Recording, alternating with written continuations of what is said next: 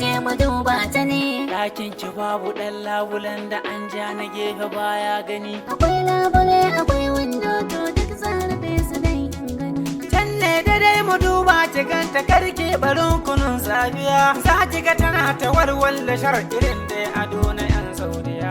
Kogun bikin gidan 'yar Buhari mata ba za su rena ki ba.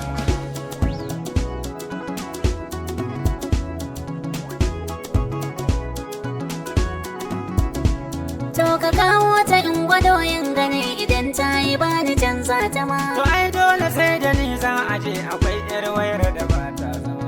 Malam gida na matan aure me za ya kai kale kashi ma. Abakar ki damu indan wannan kogi shi ne uban korama. Kyautar ta ma sai in dauna baki ma za na karki sisin ki ba.